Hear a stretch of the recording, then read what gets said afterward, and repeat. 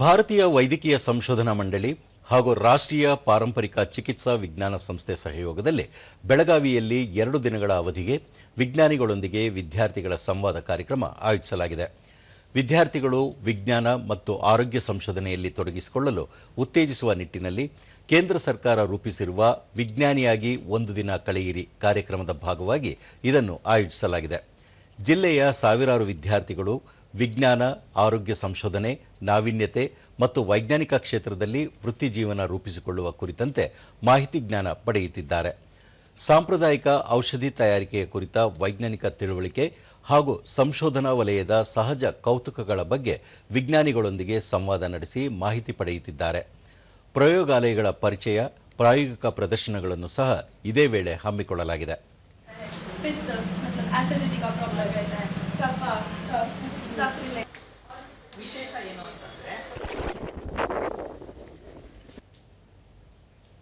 ದೂರದರ್ಶನದೊಂದಿಗೆ ವಿದ್ಯಾರ್ಥಿನಿ ಶ್ರುತಿ ಬದಾಮಿ ಪ್ರಥಮ ಚಿಕಿತ್ಸೆಯ ಪ್ರಾಮುಖ್ಯತೆ ಹಾಗೂ ಸುರಕ್ಷತಾ ಮುಂಜಾಗ್ರತೆಯ ಬಗ್ಗೆ ಮಾಹಿತಿ ಪಡೆಯಲಾಯಿತು. ಔಷಧಿ ತಯಾರಿಕೆ ಸೇರಿದಂತೆ ಪ್ರಾಯೋಗಿಕ ವಿಷಯಗಳ ಕುರಿತು ಹತ್ತಿರದಿಂದ ನೋಡಿ ತಿಳಿದಿದ್ದು ಮುಂದೆ ವಿಜ್ಞಾನಿಯಾಗಲು ಪ್ರೇರಣೆ ಸಿಕ್ಕಿದೆ ಎಂದರು.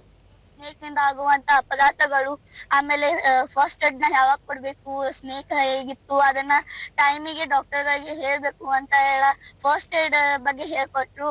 ಆಮೇಲೆ ಇದೆಲ್ಲ ನೋಡಿ ನನಗೆ ಮುಂದೊಂದು ಇಂಥ ಸಂಸ್ಥೆ ಒಳಗ ಸೇರ್ಕೋಬೇಕು ಮತ್ತೆ ಒಂದು ಸೈಂಟಿಸ್ಟ್ ತರ ಆಗ್ಬೇಕು ಅನ್ನುವಂತ ಆಸೆ.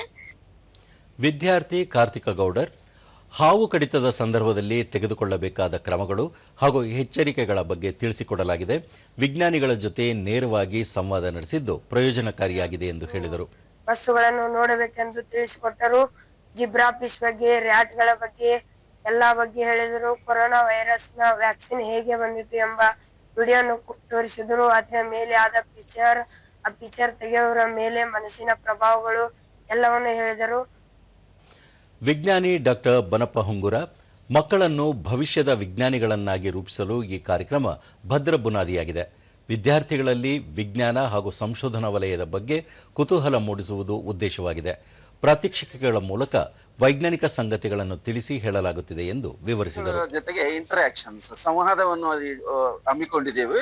ಅದರಿಂದ ಅವರು ಏನಾದರೂ ಕ್ವಶನ್ಸ್ ಇದ್ರೆ ಒಂದು ಸೈಂಟಿಸ್ಟ್ ಜೊತೆಗೆ ಅವರು ಮಾತಾಡಬಹುದು, ತಮ್ಮ ಒಂದು ಸಂದೇಹವನ್ನು ಅವರು ಸ್ಪಷ್ಟಪಡಿಸಿಕೊಳ್ಬಹುದು ಅಥವಾ ಅದಕ್ಕೊಂದು ಪರಿಹಾರ ಕಂಡುಕೊಳ್ಬಹುದು.